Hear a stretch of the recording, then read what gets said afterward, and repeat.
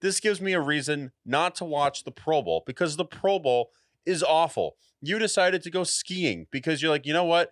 I'd rather go skiing in the freezing cold than watch the Pro Bowl. I Yeah. would rather pull nails out of my asshole, if that's even a thing, because the Pro Bowl is so bad and it's such an embarrassment to not only the NFL, but just to the four major sports as a whole. You're talking about all these other all-star games, the NBA, much watched basketball, baseball, hockey, all of these sports know what they're doing with the all-star game. But the NFL, the biggest brand in sports, the Super Bowl, one of the biggest spectacles in all of sports and even all of media.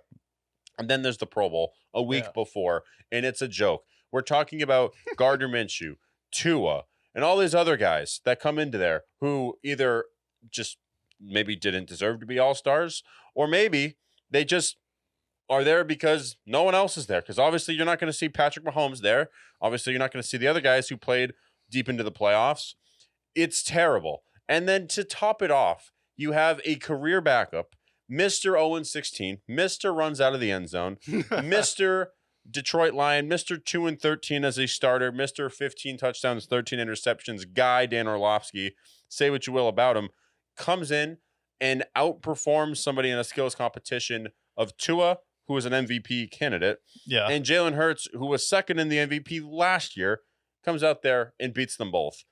Proves to me why I didn't watch the Pro Bowl, why you went skiing, and why the Pro Bowl fucking sucks. Yeah, the Pro Bowl is awful. And like, even with the NBA, you can be like, well, the game's not that good. It's like, well, the 3-point competition is fun. That's interesting. Dunk contest is cool too. The dunk contest has had some iconic moments throughout history. So the NBA does something right, at least, even if their game isn't the most competitive. It's more of just the culture of where the NBA is at this point. But yeah, and it's kind of fitting that it's on the same night as the Grammys, where you're like, wow, the most very good but kind of mediocre talent going out there and accepting awards on stage. When people think of Taylor Swift, she's never going to make an album like Bohemian Rhapsody. She's never going to make something to the level of, say, like a All Eyes on Me from Tupac. Like, you think about like the greatest albums of all time, and the Grammys are just like the modern day ones that win. You're like, oh yeah, Flower Shop with Macklemore over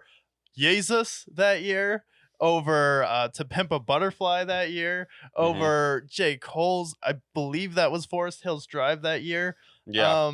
So you're thinking of like all these iconic albums that usually the most mediocre artist wins, or they're still giving awards out to AC/DC, the Black Keys every year. It's like, okay, did anyone actually listen to these albums? Or like, oh, that band's good, let's give them the award because they get the most streams. It's like, okay, there's a difference between an iconic album or someone just getting a lot of streams because their fans will listen to everything that they do, and also gyms, restaurants, and airports will play their music nonstop to rack up their streams because their record labels pay for them to be on playlists. Yeah, and pay for them to be in the Grammys too. Yeah. Ask me this before I dive into my Grammys take. Would you rather watch the Grammys or watch the Pro Bowl? Can I turn the sound off? Yes. Okay, I'd rather watch the Pro Bowl. Okay, but it's not fair. It's competitive, right? The thing I have against the Grammys is it's not quite to who they nominate, because who they nominate is just the record company saying, hey, this is what I think qualifies as the album. So that's a load of shit. That goes to the hot, the most popular album. It's a popularity contest. The problem that I have with the Grammys is how pretentious the Grammys actually are. Yeah. Like with Thrift Shop, when they had Yeezus, they had Nothing Was the Same, they had Magna Carta, they had all these great albums where you look at albums of the last decade for rap albums and how much more prominent all the albums that were nominated that didn't win over Thrift Shop, over The Heist by Macklemore. Give me a break. And then there's plenty of examples in history of who wins over who. The Black Keys, the Black Pumas have won several Grammys. Nobody knows who they are. People where if the Grammys were like the Pro Bowl, where you're like, oh, well, this guy was a 15-time Pro Bowler, but nobody knows their name. It would be like if Jake Plummer had 17 Pro Bowls, and then you look at his resume, you're like, wait a minute, touch to interception ratio is 1. How is he a 17-time Pro Bowler? It's similar to that with the Grammys. We're like, I've never actually heard a Black Keys song, but for some reason they sound like something I would hear in Target. Yeah. And that ends up being this multi-time Grammy artist winning. Yeah. And then all the times, all these artists are just getting fucked over. People who genuinely deserve the award.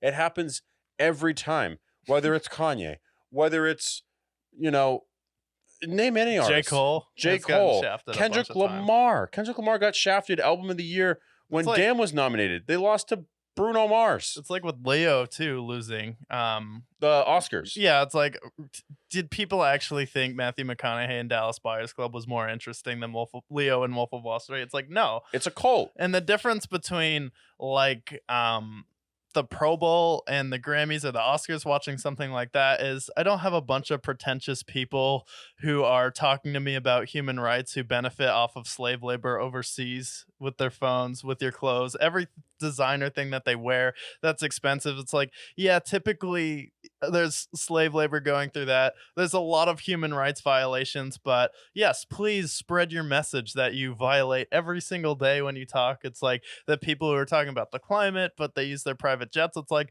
at least the Pro Bowl's not that pretentious and it doesn't feel like they're talking down to people. And they're just saying things that they know everyone's going to cheer for. It's like, you'll be like, there'll be a headline like, oh, so-and-so was so bold and they went out on a limb to speak about this topic that everyone in the room agrees with.